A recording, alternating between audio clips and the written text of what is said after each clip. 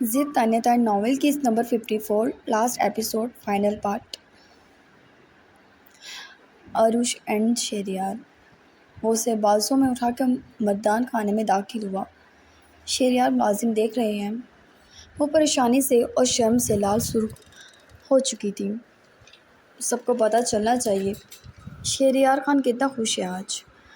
وہ ایک آنکھ دبا کر بولا جبکہ عروش پھر بھی اپنا چہرہ چھپا گئی. جبکہ وہ مسکرا دیا. کبوتر کی طرح آنکھیں بند کرنے سے خطرہ ٹل نہیں جاتا عروش خان. وہ مزے سے بولتا سیڑھیاں چڑھنے لگا. جب اس نے دروازے پر لات ماری تو عروش کی دھڑکنیں مدھم ہوتی چلی گئی. کمرے کی خاموشی اور اس کے بازوں کا خود پر دباؤ. عروش نے حلق تر کیا. شہریار. وہ بے ساختہ ذرا گھبرا کر اسے پکار رہی تھی. شہریار مسکرا دیا. بار بار اس کا نام لیتی وہ اچھی لگ رہی تھی. اس نے اسے کمرے کے وسط میں اتار دیا اور خود دروازہ بند کرنے کے لیے مڑ گیا. بیجا نے کہا تھا کچھ کام ہے کچن میں. وہ ایک دم آگے بڑھی. شاید آج بھی اسے بھاگنا چاہا تھا لیکن شہریار اس موڈ میں نہیں تھا. اسے گہری نگاہ سے دیکھتے آنکھوں کو بے حد دلفریب سی جنبش دی تھی. یہ لوگ تم سے کچن کے کام کراتے ہیں؟ اس ذرا بل ڈال کر بولا. وہ زبان دانتوں تلے دبا گئی. وہ تو میں کچھ شوق سے کرتی ہوں. اسے اپنی سمت بڑھتے دیکھ گھبرائی سی بول رہی تھی. آج اس کے قدم رک نہیں رہے تھے. اس کی سمت بڑے حق سے اور استحقاق سے بڑھ رہا تھا. شوق سے کچن کے کام نہیں کرتے. تمہیں بتاتا ہوں شوق کن چیزوں کا رکھنا چاہیے. کیسے بیکار شوق ہیں تمہارے. اسے دور جاتے دیکھ اس کی گھبراہٹ کو سمجھتے وہ اپنے دل کے ہاتھوں مجبور ہوتا. اس کی کمر میں بازو حائل کر گیا اور جھٹکے سے اسے اپنی سمت کھینچا تو وہ اس کے سینے سے آ لگی. شہریار. وہ پھر سے گھبراہٹ میں اس کا نام پکار چکی تھی. کہتی رہو تمہارے منہ سے میرا نام اور بھی حسین لگ رہا ہے. اسے ایک بات بتاؤں.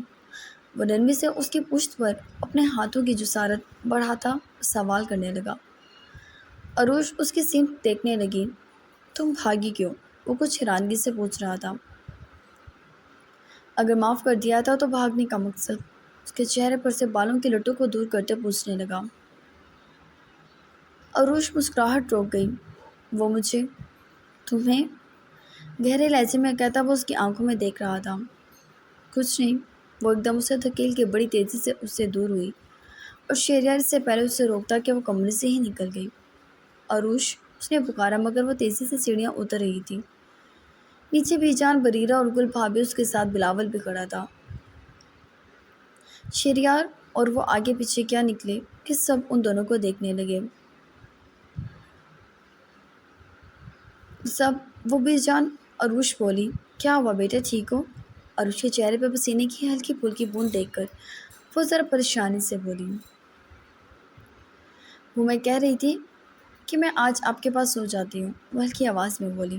ہاں کیوں نہیں. وہ شہریار کو دیکھ کر مسکرائی جو اسے گھور رہا تھا. چلو اب سب سو جاؤ. ٹھیک ہے. گل کو بیجان نے کہا جبکہ بریرہ اور بیجان کے ساتھ عروش بھی مڑ گئی اور وہ یوں ہی منہ دیکھتا رہا. آنکھیں سکیڑ کر وہ اسے دیکھ رہا تھا جبکہ عروش نے چہرہ ہلکا سا موڑا اور مسکرائے جبکہ شہریار سب سے اس کی شکل دیکھنے لگا. ایک تو اس نے اس کی حسین لمحات ضائع کیے اور اس کے بعد جب وہ راضی ہوگی تو اب بھاگتی پھر رہی تھی. عروش تو بیجان کے ساتھ چلی گئی جبکہ شہریار بالوں میں ہاتھ پھیرتا وہیں کھڑا رہ گیا. آج رات تو میں نکلنے نہیں دوں گا. عروش خان لکھ کر رکھ لو. خود سے ضد باندھے وہ بالوں میں ہاتھ پھیرتا باہر نکل گیا تھا. وہ بابا جان کے پاس آیا اور انہیں دیکھنے لگا. وہ کافی کمزور ہو گئے تھے. اس نے باپ کے سر پر ہاتھ رکھا. کیوں جاگتے پھر رہے ہو؟ اکبر خان آہستگی سے پوچھنے لگے.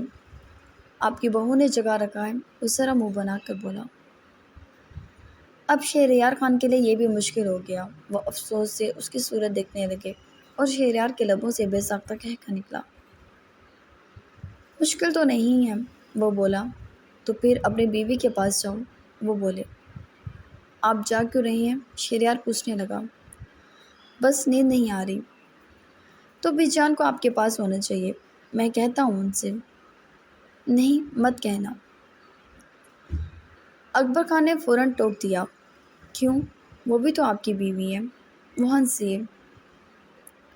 جب شوہر میں بھرپور اکڑ ہوتی ہے تو وہ بیوی کو اپنے پاؤں کی جوتی سمجھتا ہے، اور جب اکڑ ٹوٹ جاتی ہے اس کی تو اسے سب سے پہلے بیوی کی ضرورت پڑتی ہے۔ میں نہیں چاہتا کہ تم دونوں بھائی بھی اسی راستے پر چلو جس پر میں چلتا رہا ہوں۔ وہ بیٹے کو دیکھنے لگا۔ معلوم نہیں آپ بی جان سے محبت کرتے ہو یا نہیں، میں عروش سے بے حد محبت کرتا ہوں اور آخری سانس تک کرتا رہوں گا، اور نہ ہی میں اسے اپنے پاؤں کی جوتی سمجھتا۔ اگر ایسا کچھ سمجھتا ہوتا تو اب تک آپ کے پوتا پوتی اس حویلی میں کھیل رہے ہوتے، وہ مسجد سے بولا، جبکہ دوسری طرف اکبر خان نے ذرا منہ بنا کے اس کی طرف دیکھا۔ شہریار خانہ، یار پھر اجرت کرو، مرنے سے پہلے کسی کا چہرہ تو دکھا دو۔ آہا، ایسے ہی مرنے نہیں دے گا شہریار آپ کو۔ سکون سے بیٹھو، میرے بچوں کو بھی بگاڑنا ابھی آپ نے۔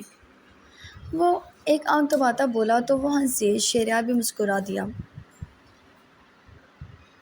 بی جان کو بھیجتا ہوں آپ کے پاس۔ نہیں، کسی کو نہ بھیجنا، سر کھا رہے ہو تم کب سے، جاؤ یہاں سے۔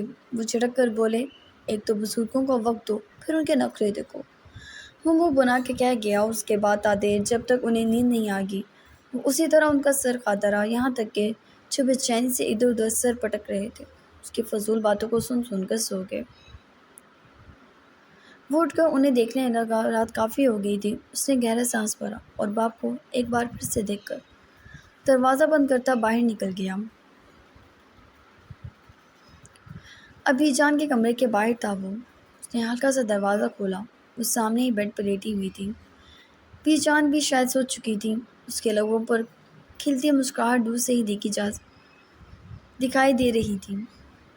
وہ دیکھ سکتا تھا وہ جان بوجھ کے سب کر رہی ہے۔ وہ پورے دھڑلے سے اندر داخل ہوا اور بی جان کے بیڈ پر سے اسے دونوں بازو میں اچک لیا۔ وہ ایک دم آنکھیں کھول گئی۔ شہریار، وہ خفت سے سرخ پڑ گئی۔ اب تمہاری آواز بھی نکلی تو میرے حروف سے واقف ہو تو، وہ آہستگی سے بولا، جبکہ عروش لب دبا گئی۔ اور وہ اس سے لے کے کمرے سے باہر نکلا۔ عروش کا دل دھڑکنے لگا تھا۔ اس کے ہاتھوں میں ایک بار خود کو پھر سے پا کر پھر سے دل بری طرح دھڑک اٹھا، اور وہ اسے کمرے میں لے جانے کے بجائے اسے ٹیرس پہ لے آیا۔ یہاں کیوں؟ وہ اندھیرے میں ڈوبی ٹیرس کو دیکھنے لگی۔ شہریار نے اسے زمین پر کھڑا کیا اور پھر لائٹس آن کر دی۔ پوری ٹیرس جگمگا گئی۔ وہاں کچھ زیادہ تیاریاں نہیں تھیں، بس ایک میٹرس تھا جس پر وائٹ کور کے ساتھ وائٹ ہی کشن تھے اور وائٹ ہی بلینکٹ، اور اس میٹرس پہ لائٹ سے ہارٹ بنی ہوئی تھی۔ وہ کافی خوبصورت لگ رہی تھی۔ اس نے اپنا حلق تر کیا اور مڑ کر اس کی جانب دیکھا جو ٹیرس کا دروازہ بند کر کے اس کی طرف پلٹا تھا اور کافی سنجیدہ تھا۔ غصہ ہے؟ وہ پریشانی سے پوچھنے لگی۔ جب اتنے ڈرامے کرو گی تو غصہ ہونا نہیں بنتا کیا؟ وہ برہمی سے بولا۔ ڈرامے تو میں کر رہی، بس ڈر لگ رہا ہے۔ پہلی بار تو میری قربت میں نہیں آؤ گی۔ وہ اس کی پیشانی پہ انگلی چلاتا بولا۔ شاید میں محبت بری قربت اور شدت سے گھبرا رہی ہوں۔ جانے کے تمام راستے بند پا کے وہ اس کی باہوں میں گھبراتی ہوئی بولی تھی۔ محبت، شدت، قربت اور یہ خواہ کا گھبرانا، میرا کیا؟ پچھلے 1 سال سے مجھ میں جو بے چینی ہے اس کا کچھ نہیں۔ وہ اس کے دونوں بازو جکڑتا ایک دم اسے میٹرس پہ دھکا دے گیا اور عروش سیدھا میٹرس پہ جا کے گری۔ شہریار اسے سکون سے دیکھتا مسکرا دیا۔ شہریار، وہ پھر اسے پکار گئی۔ وہ ہنس دیا۔ مجھے نہیں پتا، میرا نام شہریار ہے، تم بار بار یاد دلا رہی ہو۔ وہ ہنستے ہوئے اس پر جھک آیا تھا۔ عروش کی سانسیں تھم گئیں اور شہریار سے مزید برداشت نہیں ہوئی۔ یہ دوری، یہ فاصلے تو اس کی کانپتی سانسوں کو اپنی بے چین سانسوں میں منتقل کر گیا، اور اس شدت سے جیسے وہ شہریار کو دوبارہ کبھی نہیں ملے گی۔ عروش کی آنکھیں پھیل گئیں اور پھر وہ آنکھیں بند کر گئی۔ چھت پر کافی خوبصورت ہوا چل رہی تھی اور ہوا کے ساتھ ساتھ اس کی بڑھتی جسارتیں وہ بے چین سے ہوتے ہی شیر کو مٹھیوں میں جکڑ گئی۔ ریلیکس وہ آہستگی سے اس کا گال سہلا کر بولا۔ وہ ہنس دیا، وہ شاید سہ نہیں پا رہی تھی۔ 1 منٹ اس نے اس کا گال چھوا اور اس کے بعد اپنی جیب سے رومال نکال کے اس کی آنکھوں پہ پٹی باندھ دی۔ وہ شاید اس کی جھجک اور اپنی بے باکی کو جانتا تھا۔ جو اس وقت دل کی کیفیت تھی اس پر وہ اترا تو ایک لمحے کے لیے بھی وہ اس کی جھجک کو اہمیت نہیں دے گا۔ تبھی اس نے اس کی آنکھوں پہ پٹی باندھ کر اسے پرسکون کرنا چاہا، اور وہ کچھ حد تک پرسکون ہوتی کہ شہریار بھی پھر اس کی سانسوں کو اتھل پتھل کرتا چلا گیا، اور اب کی بار شاید کہ نہ رکنے کی قسم کھائی تھی۔ اپنی محبت اور چاہت کی برسات وہ اس پر جا بجا برسا رہا تھا، نرمی سے اس کو اپنے لمس سے روشناس کرا رہا تھا، اور وہ بن پانی مچھلی کی طرح اس کی باہوں میں کبھی تڑپ سی اٹھتی اور کبھی اپنی سانسوں کو سنبھالتی، جبکہ شہریار ہر گزرتے لمحے کے ساتھ اسے اپنی محبت کے وہ رنگ دکھا رہا تھا جو شاید ان لمحات کی حوث سے بہت دور تھا۔ حوث بھری 4 راتیں اس نے اس کے ساتھ گزاری تھی، لیکن اس لمس میں بہت فرق تھا، بہت زیادہ فرق۔ شہریار نے بے ساختہ اس کے بالوں کو مٹھیوں میں جکڑا۔ میں تم سے بے شمار محبت کرتا ہوں، بے شمار، شاید میں خود بھی نہیں جانتا یہ محبت مجھ سے آگے کیا کیا کرائے گی، اور یہ محبت مجھے تم سے کس طرح ہوگی۔ تو وہ پہلی لڑکی ہو جس نے مجھ پہ تھوک دیا تھا، وہ اسے یاد دلانے لگا۔ سوری، اس نے معذرت کے ان الفاظوں کو اپنی انگلی کے لبوں پر رکھ کر روکی۔ میں اس وقت وہی ڈیزرو کرتا تھا جو تم نے میرے ساتھ کیا۔ اس نے نرمی سے اس کی سرخ پنکھڑیوں کو چھوا اور اسے باہوں میں قید کر لیا۔ وقت گزر رہا تھا، وہ اس کی تھی، اور وہ یہ باور کرا رہا تھا کہ وہ کس قدر چاہتا ہے اس کو، اور ہر گزرتا لمحہ اس کی قسمت پر رشک کر رہا تھا کہ اس نے ایسے شخص کو بدل دیا تھا جو کبھی نہ بدلنے کی قسم کھا چکا تھا۔ مجھے بہت سارے بچے چاہیے عروش، اگر میں نان سٹاپ 20-25 بچے کروں تو پلیز گھبرانا مت۔ وہ مسکراتے ہوئے اس کے کھل جانے والے منہ کو دیکھنے لگا، جبکہ عروش نے اس کے سینے پہ مکہ مارا اور شہریار نے اس کی آنکھوں پر سے پٹی یاد آتی اور اس کی دونوں آنکھوں پر پیار کرتے ہوئے ایک دم اس پر چڑھنے لگا تھا، جبکہ عروش نے بھی مسکرا کر اپنا آپ اس کے حوالے کر دیا۔ شاید کہ محبت کا بیج اس کے دل میں بھی اس شخص کے لیے جنم لے چکا تھا۔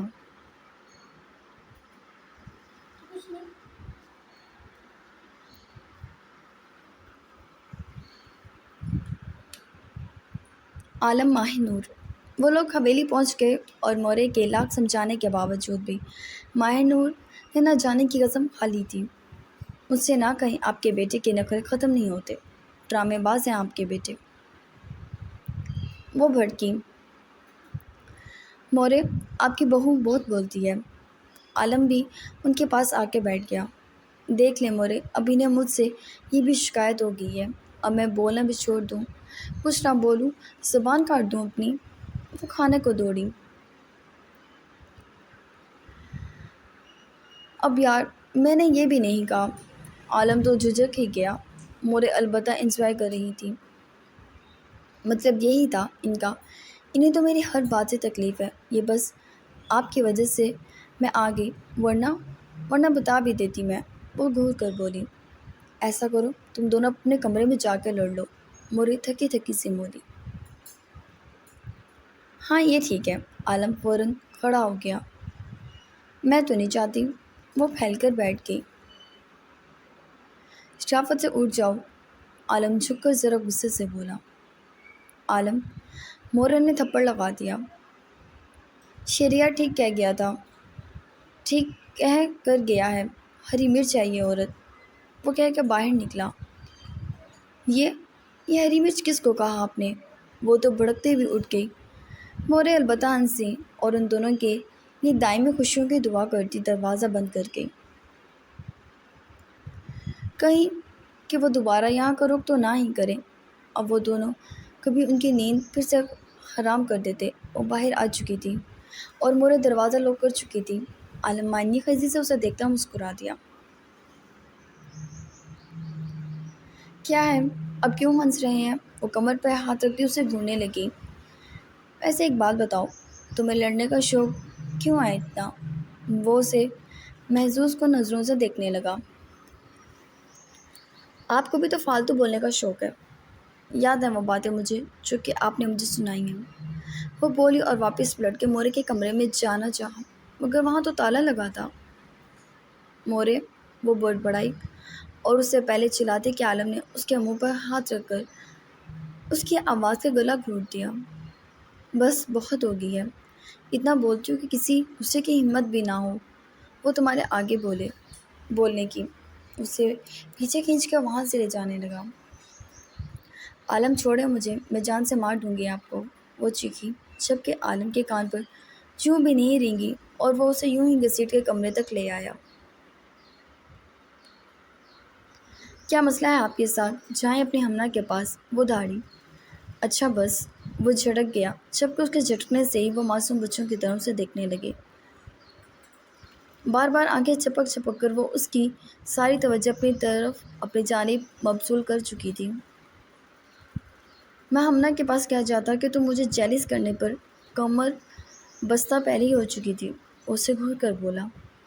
ڈانٹا کیوں؟ وہ پھر جھٹک گیا۔ تمیز تہذیب سے بات کرتے ہیں، وہ گہرا سانس بھر کر بولا۔ محبت کر لی، تمیز نہ سیکھی، اس نے طنز اچھالا۔ ہاں، مجھ میں تو کیڑے ہیں، ساری دنیا کی عورتیں اچھی لگیں گی۔ ابا بھی نظر باز تھا اور آپ بھی نظر باز ہیں۔ ہائے میری قسمت، میری اماں جیسی نکلی۔ وہ دونوں ہاتھوں سے سر تھام کر کارپیٹ پر دیہاتی عورتوں کی طرح ڈھیر ہو گئی، جو کہ غم کی انتہا پر ہوتی ہے۔ ماہی، عالم بھڑکا اور ماہ نور نے اسے پھر ڈر کر دیکھا۔ کھڑی ہو جاؤ، بس بہت ڈرامے ہو گئے ہیں۔ اس نے ہاتھ بڑھا کر اسے اپنی جانب کھینچا تو وہ اس کے سینے سے لگی تھی۔ اس کی قربت سے بہت اچھی خوشبو آ رہی تھی۔ ماہ نور اپنے ہی آپ شرمانے لگی، جبکہ عالم کو ہنسی آ گئی۔ کیا چیز ہو یار تم؟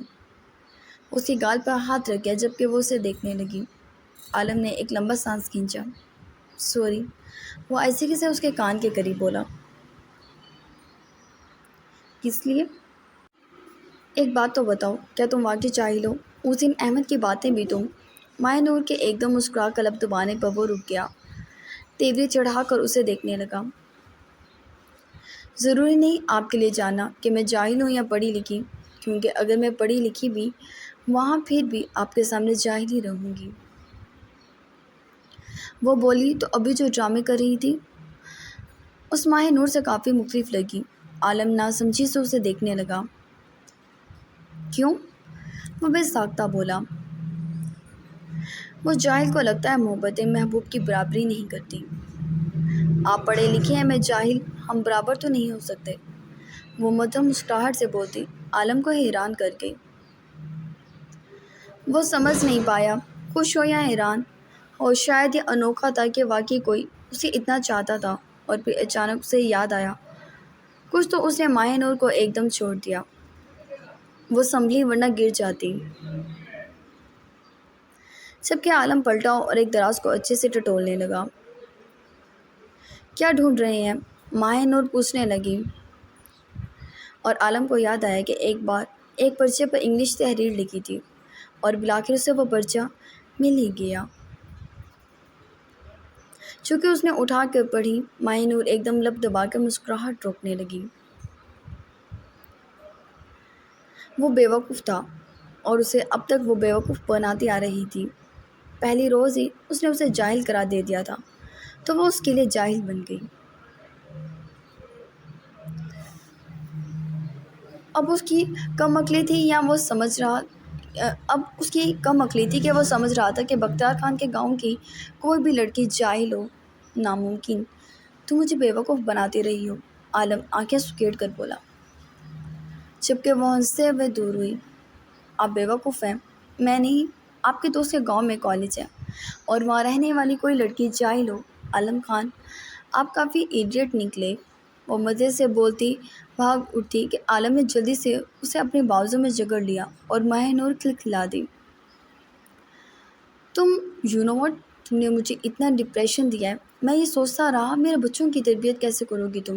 اس کے ہنسنے پر خود بھی اپنی بیوقوفی پر ہنستا بولا۔ ماہ نور مسکرا دی، جبکہ عالم بے ساختہ اس کے گالوں کو شدت سے چھو گیا۔ ماہ نور جھجک سی گئی۔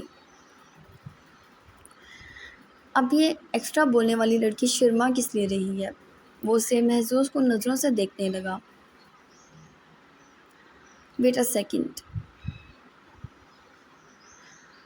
آلو خان، ماہ نور اس کے بازو کو اپنی کمر سے دور کرتی سیدھی ہوئی۔ پلیز ڈونٹ کال می آلو، اٹس ٹو مچ۔ عالم ہاتھ جوڑ گیا۔ آلو، سویٹ، سو سویٹ۔ ماہ نور کھلکھلائی۔ بتاؤ تمہیں؟ وہ گھٹ کر بولا۔ اچھا ایک منٹ، یہ بتائیں، محبت تو آپ کو مجھ سے ہے نہیں، پھر کس لیے آپ مجھ سے اتنا فری ہو رہی ہیں؟ وہ جھگڑنے کو بھی تیار تھی۔ یہ کس نے کہا مجھے محبت نہیں؟ وہ پھر سے اس سے بازوؤں کے گھیرے میں بھر گیا۔ میں نہیں مانتی آپ کو مجھ سے محبت ہے۔ محبت کرنے والے سینے میں اتنی تلخی نہیں رکھتے عالم خان۔ آپ چاہیں تو میں آپ کو محبت کے طور طریقے سکھا دوں گی، وہ بولی، جبکہ عالم مسکرانے لگا۔ ہاں، شاید مجھے محبت کرنی نہیں آتی، مگر ایک حقیقت ہے، تمہیں لے کر میں جیلس جی بھر کر ہوا ہوں۔ اگر یہ محبت کی شروعات ہے تو مجھے تم سے محبت ہونے لگی ہے۔ وہ اس کی پیشانی جھک کر چم گیا۔ ماہ نور کے لیے یہ لمحے حسین ترین تھے، وہ آنکھیں بند کر کے۔ لیکن تمہیں پھر بھی وہ نہیں آتا جو مجھے آتا ہے۔ کچھ دیر بعد وہ بولا۔ کیا؟ وہ سمجھی نہیں۔ وہ لائٹ بند کرو، پھر تفصیل سے بتاتا ہوں، وہ سرسراتے لہجے میں اس کے کان کے نزدیک بولا، جبکہ ماہ نور پریشانی سے وہیں رک گئی۔ کیا ہوا؟ عالم کا نور شرمانے لگا ہے۔ وہ اس کے جھمکے کو کان کی گرفت سے آزاد کر گیا۔ ماہ نور کے الفاظ وہیں تھم گئے تھے۔ وہ، ابھی تو ہم تھک گئے۔ میں بالکل نہیں تھکا، وہ جلدی سے بولا۔ جاؤ لائٹس آف کر دو۔ اس نے اسے لیمپس کی طرف دھکیلا اور خود بیڈ پر لیٹ گیا، جبکہ ٹانگ پر ٹانگ چڑھائے وہ پورے حق سے اسے گھور رہا تھا۔ میری جان، محبت لفظوں میں کرنا آسان ہے، کافی۔ وہ اس کی حالت پہ قہقہ لگاتا، آنکھ دباتا بولا، جبکہ ماہ نور نے اس پر کشن کھینچ کے مارا اور وہاں سے وہ فرار ہوتی کہ عالم شاید ہر چیز کے لیے تیار تھا۔ جوس لگا کر اٹھتا، وہ اسے اپنی طرف کھینچ گیا۔ ماہ کی چیخ نکلی اور عالم کی شدت سے بھرپور گرفت نے اس کی چیخ کا گلا گھونٹ دیا، یہاں تک کہ وہ اس کے چہرے پر جھک کر اس کی سانسوں کو بھی خود میں مقید کر چکا تھا۔ بہت چیخیں مارنے کا شوق ہے تمہیں، وہ کچھ توقف سے بولا۔ عالم، میں یہ سب نہیں۔ ماہ، تم یہ سب ہاں۔ اس کی نقل اتارتا آگے بڑھا اور لیمپ پر ہاتھ مارا تو کمرے میں اندھیرا چھا گیا۔ عالم کے ذومعنی جسارتوں نے ماہ نور کی سانسوں کی ناہمواری کو بڑھا دیا، جبکہ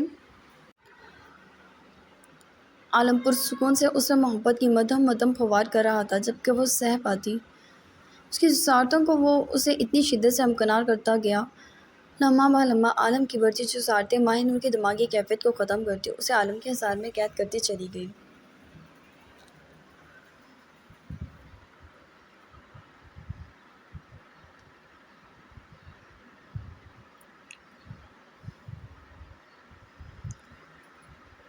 مراد پریورش۔ میں نہیں جاؤں گی۔ پریورش کو اس کے ساتھ اکیلے گھر جانا جیسے دنیا کا سب سے مشکل ترین کام لگ رہا تھا۔ میڈم، شاید ہماری شادی ہو گئی ہے، اب میں نہ ہی آپ کو کھا جاؤں گا اور نہ ہی آپ کے لیے نقصان دہ ہوں۔ وہ دروازے میں کھڑا ہوا۔ کتنے ارمان تھے کہ اس کے ساتھ گھر کی دہلیز پار کرے گا، مگر مجال ہو وہ اندر آئے۔ میں واپس جا رہی ہوں لالا کے پاس۔ پریورش کچھ پریشان سی مڑی۔ پری، وہ جلدی سے اس کے سامنے آیا۔ مجھے لالا کی یاد آ رہی ہے، وہ رو دی، اور مراد کا دل کیا؟ یہ اینٹ اٹھا کے سر پر مارے۔ ہم صبح ان سے ملیں گے نا؟ کیوں؟ وہ کہہ رہے تھے یہیں رہو، مگر آپ کو کیا مسئلہ تھا؟ میں آپ کے ساتھ کیوں جاؤں اکیلی؟ وہ شاید مینٹل ہو گئی تھی یا اس کے ساتھ تنہائی سے گھبرا رہی تھی، جس کی وجہ سے وہ اسے گھنٹے سے ہلکان کر رہی تھی۔ پرومس یار، صبح چلیں گے، اب تو میری ٹانگیں شیل ہو گئی ہیں، وہ آج زیادہ بولا۔ نہیں جانا، وہ ضدی لہجے میں بولی۔ اچھا ٹھیک ہے پھر۔ وہ موڈ آف کرتا ایک دم اسے بازوں میں اچک گیا۔ پریوش کو لگا وہ بے ہوش ہو جائے گی۔ مراد چھوڑیں، وہ پریشانی سے بولی۔ ایک سیکنڈ، وہ مسکرایا اور گھر کی دہلیز اس کے ساتھ پار کرتے وہ بہت خوش تھا۔ پریوش حیرانگی سے اس کے چہرے کی خوشی دیکھ رہی تھی اور شاید دل میں بھی محسوس کی۔ یہ تمہارا گھر ہے، اس نے کہا تو وہ ایک پل کے لیے ٹہر گئی۔ بچپن سے جوانی ایسے گھر میں گزاری جو اس کا نہیں تھا، پھر بھائی کا گھر، وہاں سے بیاہ دی گئی اور آج کسی خصوصی بتا رہا تھا یہ اس کا گھر ہے۔ بے ساختہ دل میں اٹھتی خوشی پر وہ رو دی۔ اب رو کس بات پہ رہی ہو؟ مراد کو سمجھ نہیں لگی۔ کچھ نہیں، پریوش نفی میں سر ہلا دی، البتہ احتجاج ختم کر چکی تھی جو اس نے دروازے پہ کیے۔ مراد مسکرا دیا، اس کا ہاتھ تھام کے اسے کمفرٹیبل کرنے کے لیے سارا گھر دکھایا۔ وہ چھوٹا سا گھر تھا مگر جدید تھا، لیکن لالا نے تو صبح وہاں آنے کا کہا ہے۔ پھر یہ پریوش کو سمجھ نہیں آئی کہ اس نے ایک گھر پھر کیوں لیا تھا۔ مجھے پتہ ہے، خان آخری سانس بھی اپنے پہلو میں نکلوائیں گے میری۔ وہ ہنستے ہوئے صوفے پر بیٹھ گیا۔ کیسی باتیں ہیں یہ؟ وہ پریشانی سے اس کا چہرہ تکنے لگی۔ مراد کو مزہ آیا۔ پریشانی کی بات نہیں ہے، یہ تو عام باتیں ہیں۔ وہ مسکرایا جبکہ پریوش خاموش ہو گئی۔ اچھا سوری، وہ اسے اپنے ساتھ بٹھا گیا۔ پریوش پھر بھی کچھ نہیں بولی۔ بھوک لگی ہے، وہ اس کا حسین چہرہ دیکھتا پوچھنے لگا۔ تھوڑی سی، وہ سر جھکائے ہی بولی۔ مراد اٹھا اور آئس کریم نکال لایا۔ اس نے درکنے کے منہ سے سنا تھا پریوش کی جان تھی آئس کریم میں، اور وہ بھی کچھ یوں ہی کہ پریوش آئس کریم دے کر ایک دم سیدھی ہوئی اور جلدی سے اس سے باؤل اچک لیا، اور اس کے بعد وہ صرف کھاتی ہوئی دکھائی دی۔ بچا لو، اس نے ایک بار بھی پوچھا ہو کہ وہ لے لے؟ کیا میں لے لوں؟ مراد ہی بولا۔ آپ کا اپنا کہاں ہے؟ اس نے منہ بنا کر سوال کیا۔ یہ تم سارا کھا لو گی؟ وہ حیران ہوا، اس کی صحت دیکھ کر لگتا نہیں تھا باؤل کا صفایا وہ اکیلی ہی کر لے گی۔ ہاں، 2 منٹ میں، وہ مزے سے بولی، اور مراد اس کی نت کو دیکھنے لگا جو شاید اسے ڈسٹرب کر رہی تھی کھانے میں۔ تبھی اس نے اس کی ناک میں سے نت اتاری۔ پریوش کا ہاتھ وہیں جم گیا۔ مراد اسے گہری نظروں سے دیکھ رہا تھا۔ نت کے کنارے پر ہلکی سی آئس کریم لگی تھی، اس نے وہ آئس کریم کھا لی، جبکہ پریوش اس سے پہلے باؤل چھوڑ دیتی۔ مراد نے فوراً باؤل پکڑا۔ یہ آپ کیا حرکتیں؟ وہ بخلا سے گئی۔ تو مجھے آئس کریم میں سولا نہیں ماری تھی، اور مجھے بھی بھوک لگ رہی ہے، تو آئس کریم میں بھی کھانا چاہتا ہوں۔ اس نے آئس کریم کی چمچ اس کے منہ میں دی اور ایک دم اس کے چہرے پہ جھکا۔ پریوش آنکھیں پھیلائے اس کی جسارت پہ دنگ ہوتی۔ بس اسی طرح تھی وہ بے ہوش ہو جائے بس اس طرح تھی وہ بے ہوش ہو جائے گی، جبکہ مراد کو لگا اس سے پہلے آئس کریم کا لطف زندگی میں کبھی آیا ہی نہیں تھا۔ وہ جان نہیں سکا کب وہ بے قابو ہونے لگا۔ آئس کریم کا باؤل کب زمین پر گر کر شناخت سے ٹوٹا، کب وہ سارتوں کی اس پر انتہا کرنے لگا۔ یہ وہ چہرہ تھا جسے اس نے چاہا تھا، ہاں اپنے خان کے بعد، کیونکہ اس کے خان کی جگہ تو شاید ہی کوئی لے پاتا، اور اس کی بیوی جسے وہ بے پناہ چاہتا تھا اور چاہنے کا خواہش مند تھا، یہ جانے بنا کہ اگلے کا کیا حال ہو رہا ہے۔ وہ منمانے پر اترنے لگا۔ پریوش کا سانس گھٹنے لگا تو اس نے اپنا چہرہ اس سے دور کیا۔ مراد اسے سکون سے دیکھ رہا تھا۔ اب بے حیا ہے، وہ شاید جان گئی تھی وہ جان نہیں چھوڑے گا۔ اگر آپ بھی پردہ داری رکھی تو ریس میں ہمیشہ کی طرح آخری نمبر میرا ہوگا۔ وہ آنکھ دباتا ہنسا، جبکہ وہ اس کی بات سمجھ کر شرم سے دھو رہی ہوگی، اور مراد نے اس کی شانی پر ہونٹ رکھ دیے۔